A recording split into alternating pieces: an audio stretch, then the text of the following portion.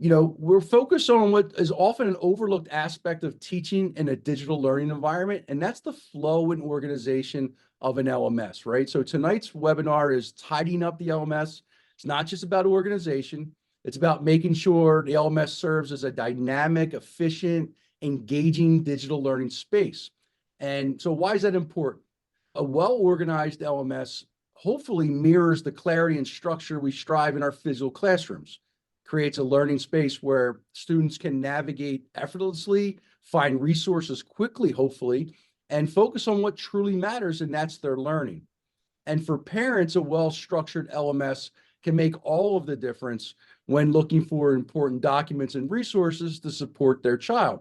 As we close out the month of January, I invite everyone who's here tonight, and everyone's going to watch the video, to look at their LMS more as a vibrant, organized digital learning space and less as a repository or warehouse of just housing their resources. Tonight's goal is to share resources, strategies, best practices, and innovative ideas to help everyone achieve that goal. And that said, please know that while we do have the topic for tonight's conversation, if there's anything that you have on your mind or another topic that you want others to weigh in on, please don't hesitate to shift the conversation. So when we were thinking through what we wanted to talk about, at least throughout the month of January, we were thinking through this idea of a refresh on your goals or your priorities. And when we were also thinking about this topic, one of the things that came to mind was organization. Just personally, I know when January 1st hits, I see a ton of videos and think, yep, I've got to organize my basement. I've got to sort through, declutter, do all of that. But I think that rings true in our classrooms as well. And so whether that's your physical classroom or your digital classroom, there are certain things that we might need to declutter. And the idea of decluttering isn't just to actually clean it up, but it's to make the space ready and the best it can be for students learning. So we're thinking of this topic of organization tonight, and what do we maybe need to do to sort of refresh our organizational systems, whether that is in your day-to-day classroom or your LMS. And recently with snow and other weather events, a lot of teachers in Garnet Valley have reached out to coaches about how can I make sure everything is set up for our FID day or our virtual learning. Secondary teachers who are getting ready for their second semester, cleaning up their courses, figuring out what needs to stay, what needs to go, and just looking at that with a new lens. So that's how we thought through this topic tonight. And I think everybody has different systems of organization and different purposes for how they organize. So that's what we were hoping to talk about tonight.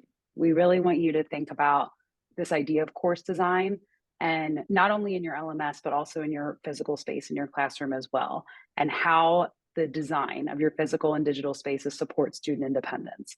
When we think about our physical spaces, we oftentimes have systems set up in place for students to be able to navigate easily from one subject to another or transition very easily. How do we model that or mimic that also in our digital spaces?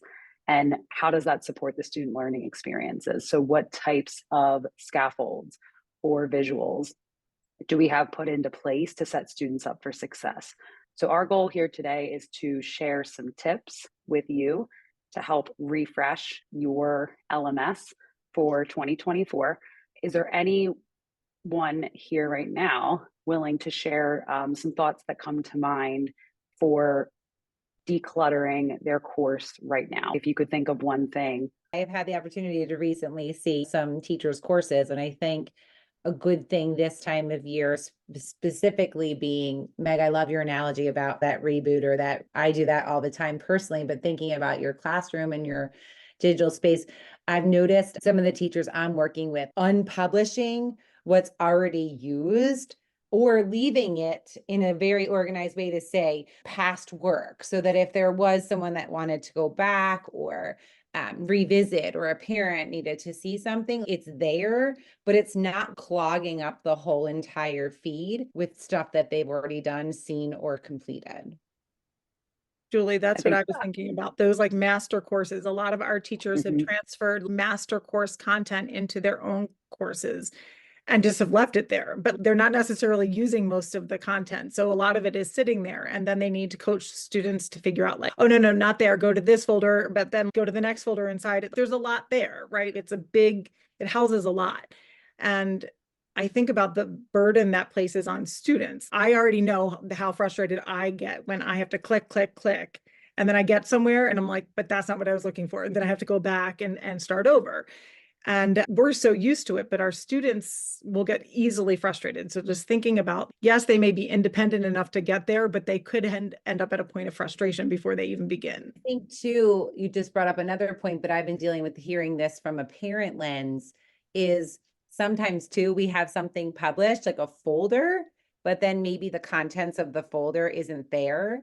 And so it's also too, people are like, oh, this is interesting. And they go to look for it or they click on it and it's not there. So I think the coaches, you've really all experienced this so much with having students come in that you work with, but really taking time when you're decluttering and making yourself that end user for 20 minutes and like walking through a student's shoes is super important, because we don't necessarily know it's even there or it's a problem until you look from that lens.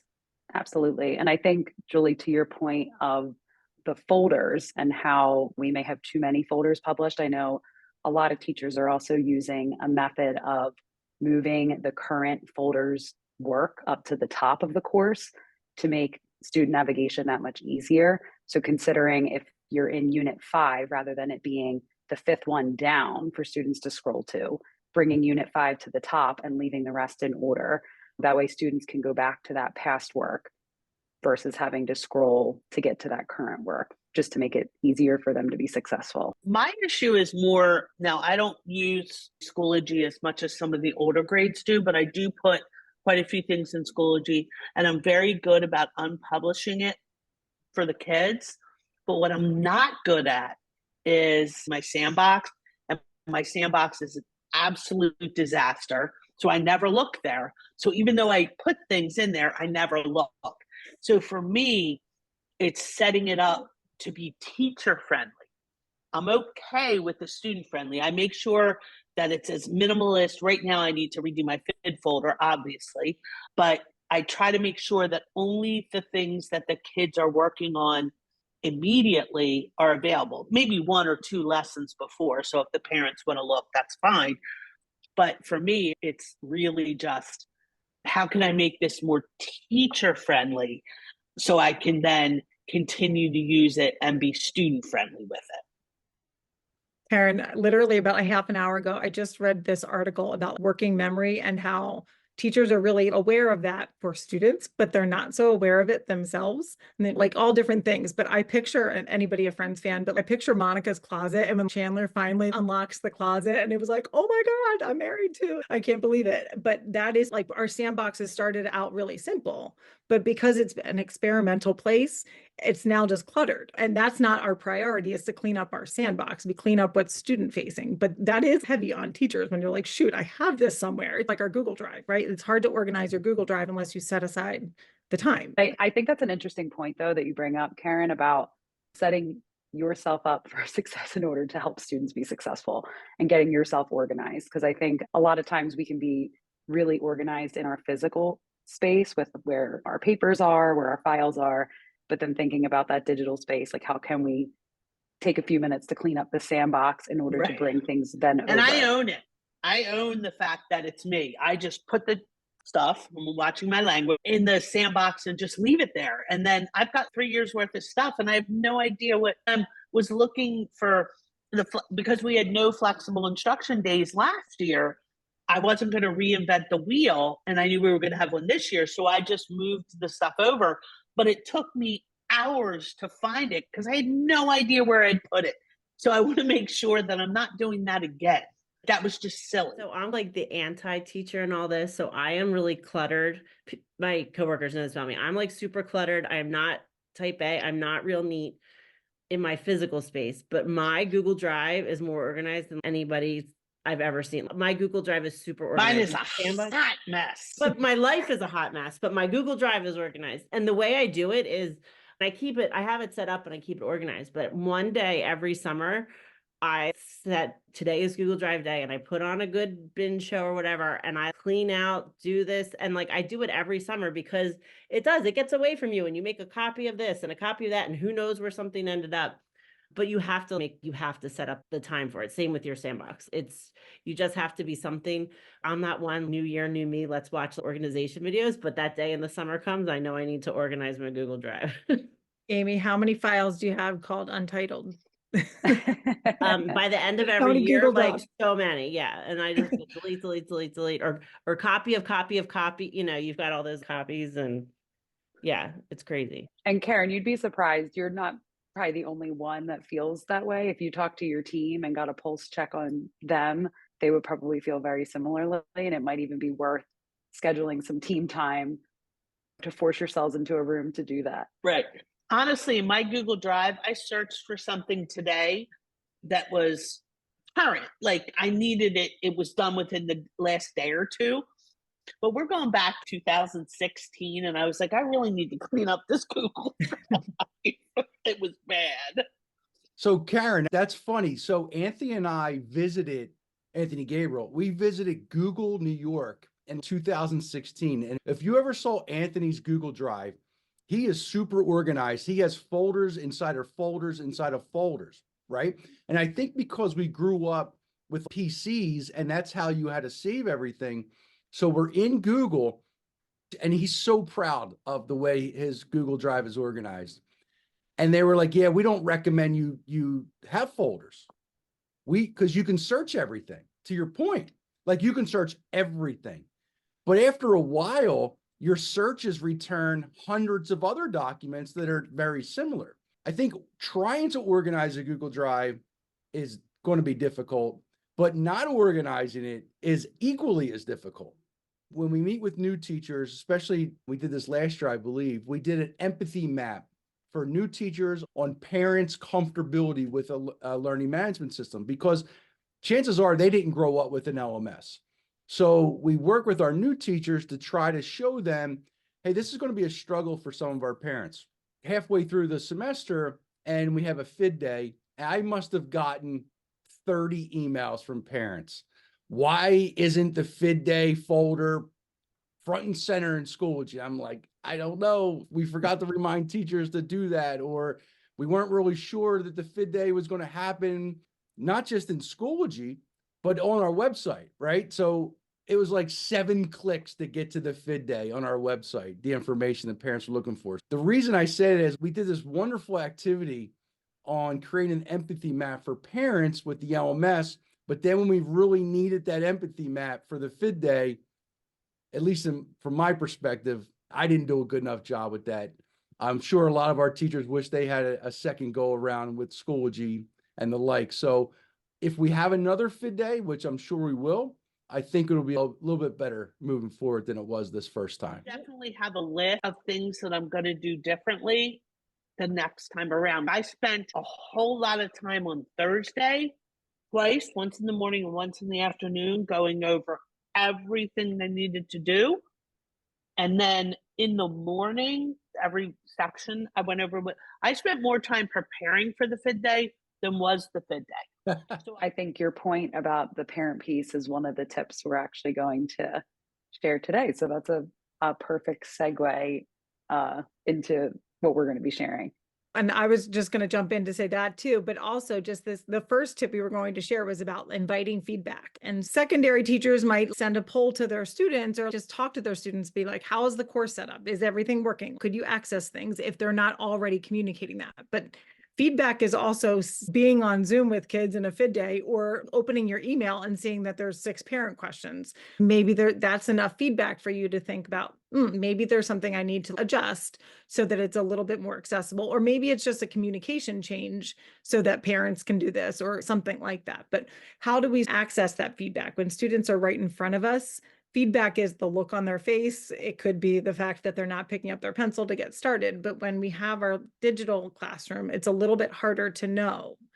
I think certainly checking your inbox and seeing, are students emailing you questions like, I can't find this, I can't get on the Zoom link. Those are the kinds of things that you need to assess as an elementary teacher. But there's lots of ways to get that parent feedback and that student feedback to think about the adjustments.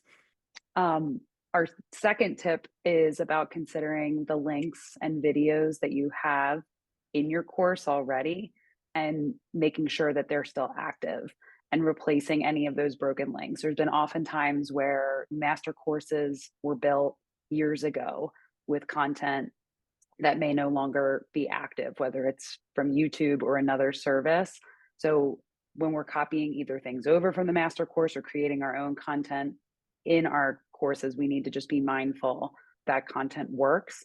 And Karen, you had said it earlier about being a student, and or somebody had said that earlier about being a student, Julie maybe, about being a student looking from the student lens at your course. So making sure to put on that student view and check that those links and videos are working.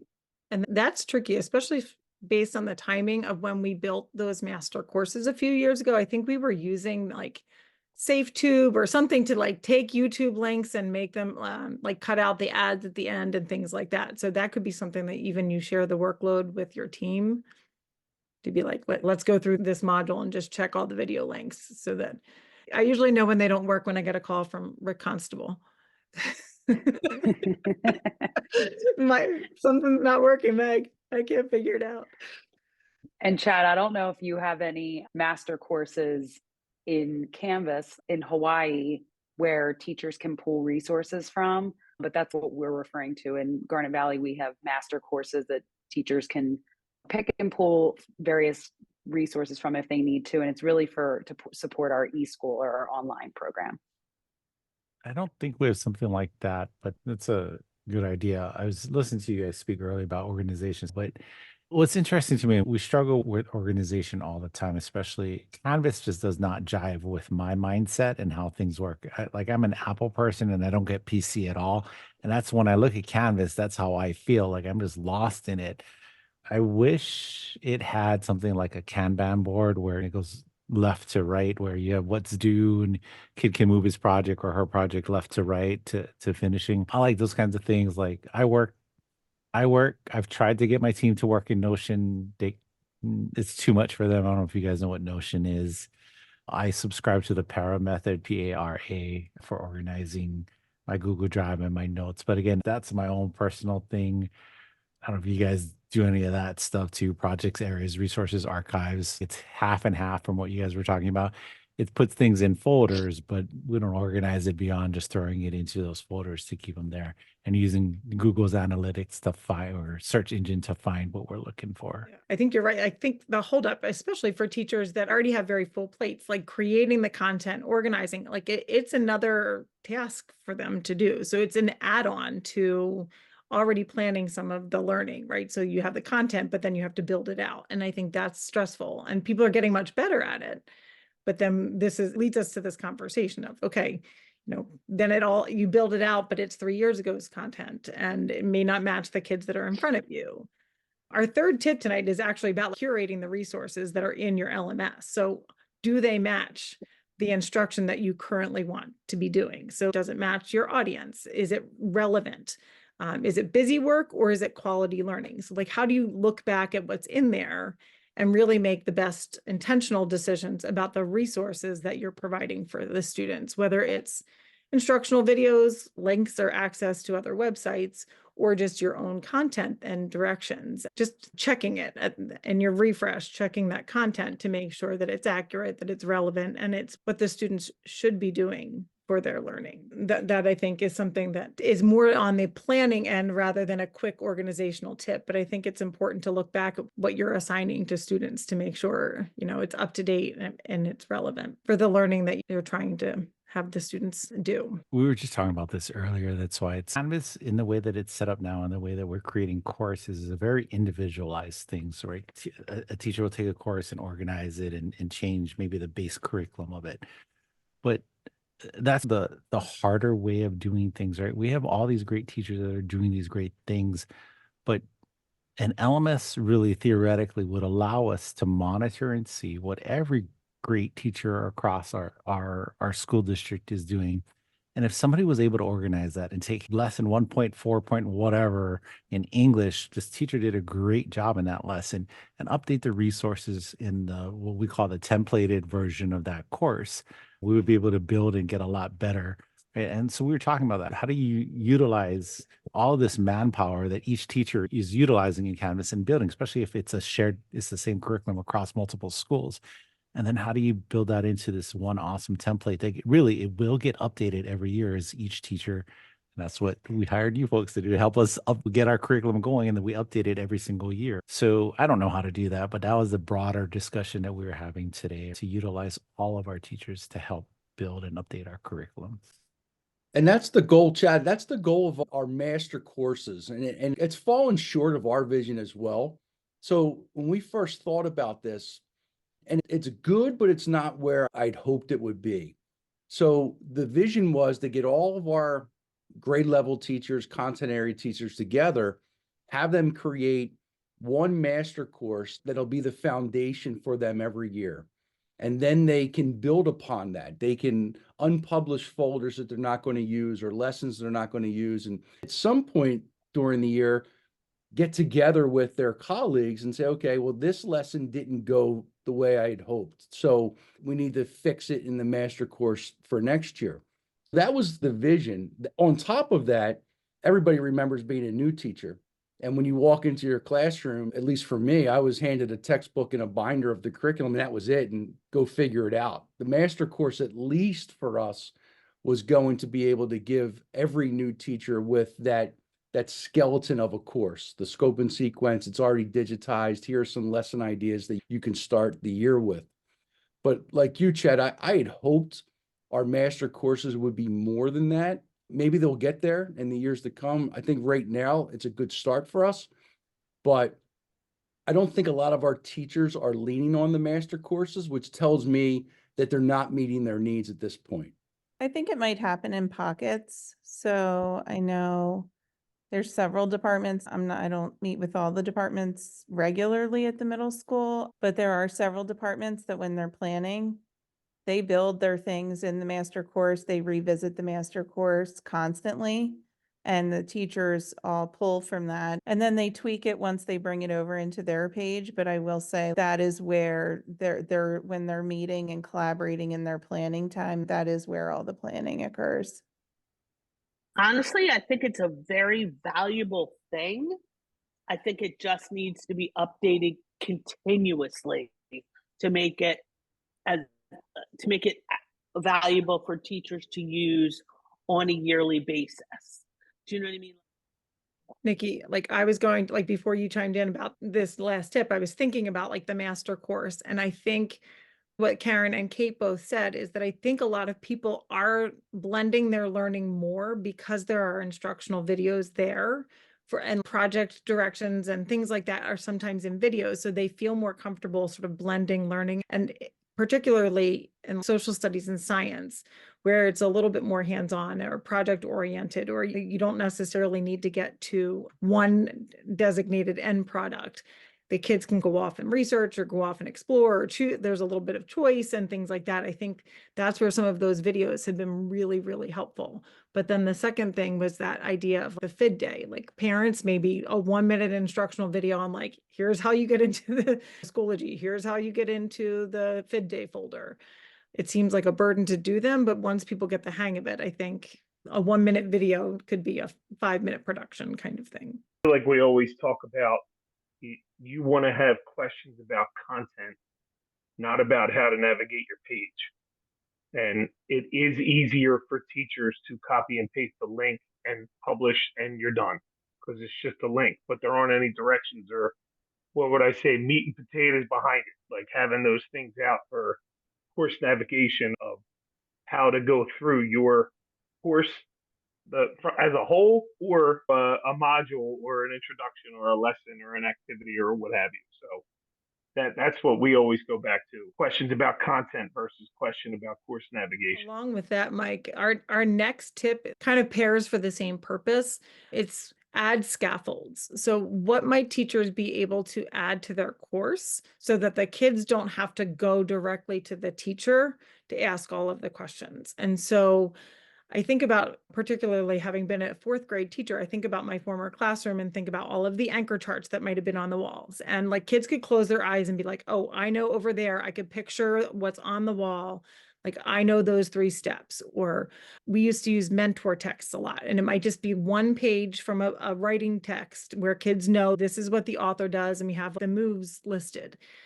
How can we put worked exemplars, like a little snippet of a mentor text along with an assignment so that kids feel like, oh, wait, I know that's in here. So I can work on this without having to interrupt my teacher in a small group, or send my teacher an email because there's a resource here that can be like a silent teacher. I think those things, the more we can curate them over time, whether it's saving a really good exemplar story and then publishing it the next year in that same course, how can we use that work and those exemplars to set students up for success? I think it's hard to have them all right from the start, but as you curate them, or consider even using AI tools to generate worked examples, generate some of those exemplars or rubrics for sure. It's a step that I think, especially the older and more independent the students are, the more we can provide those options, the more they will access them to hit the targets or the competencies that we want them to be hitting. And Karen, for you, when I think of an elementary teacher, adding anchor charts for resources of things that you're currently studying, putting those inside the folder with the coursework that your students are working through, so that if they're working on nonfiction writing and they forget those elements that are very specific or important to nonfiction writing, they can look at that anchor chart that's right there for them rather than having to go to you or find that worksheet in their folder with all those notes on there. They have a place where it's stored that could be that scaffold for them to be able to support their work. Nikki, you just reminded me, I had done a choice day 2 years ago with Melissa Chase, and I just looked to see if they were still there. And that's what we presented on, but we have at least an ELA one. I think there's a math one too, but in the Schoology groups under all the elementary schools is like a toolkit. And the purpose was like a way to use Schoology at that level. It's like really just posting. I was thinking of when we teach kids about content and adding more to their story, but like having just examples. And then Meg, you reminded me of the mentor text, but they would give you like lists of words that you could add and all that kind of stuff.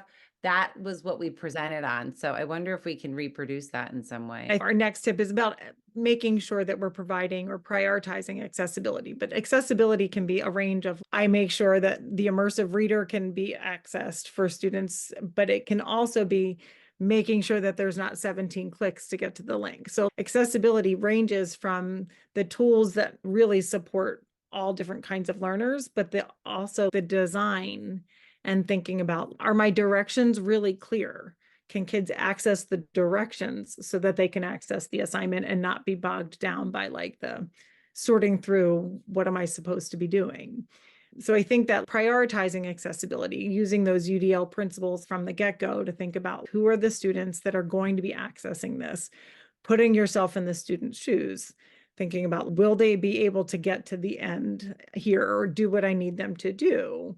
So experiencing it from the student end and knowing who your learners are and really thinking through, are they going to be frazzled by step 3 or will they be able to tackle that? And how do we make sure that it's set up for them to all be able to participate, learn, do their best? We have one more tip to share with you before let everyone sign off for the night. And that is really to design toolkits for both families and for students. So Chad, you were on with our Hawaii teachers when we talked about that idea of a new student starter kit. You have a new student entering your course midway through the year. How can we design either a video or some sort of toolkit that the students can go through to get them started midway through the year to help them set them up for success to finish out the year and get caught up with the rest of the group that's with them? So that's one idea. Another idea is to think about parent toolkits. We've been talking a lot about this idea of how families need help supporting students at home or having access to certain things, especially for those FID days in our district. How can we design a parent toolkit? Karen, you had mentioned creating a folder just for families that says parent resources, something along those lines that would help support the work that you're doing in the classroom and make it easier for the families to know how to access the coursework in Schoology and see for themselves what learning is taking place.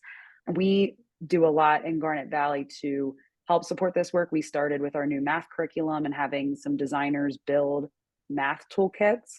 Chad, I'm happy to have Sam share these with you, like to show you what these look like, but they're really nicely coded in Schoology as a way to help support on the parent end kind of what students are learning in that particular unit in math at the elementary level.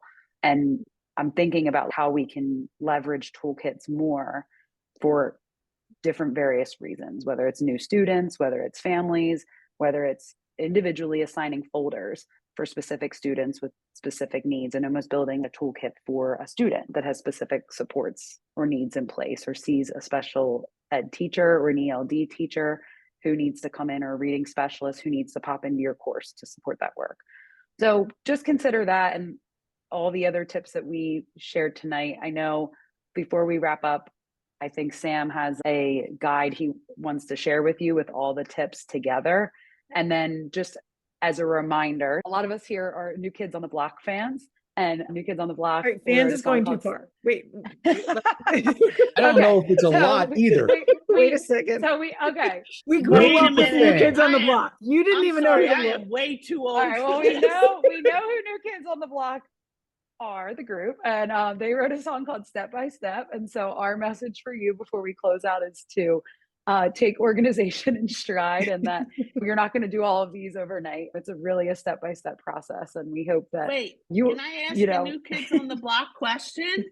sure. Because I'm too old for boy bands. I was teaching before boy bands came out. Which one is New Kids on the Block? Is that the Boston one? Yeah. The right. Okay, I'm good. I Yeah. like them. Yeah. I like them. I'm good. I don't ever Just- remember their we're- names, yeah. but I like them. I'll send you the And I also video, like Karen. the Backstreet Boys. Well, Nikki's idea of a song, she played it, and I was like, I've never heard this. Who is? You know, they're like babies. And I was like, were they like on Disney Junior when I was teaching? Like, I was gonna say, I know they were really big in the 90s, but I was already teaching in the 90s. So nope, nope, nope, nope. All right, we'll get a soundtrack together for you, Karen.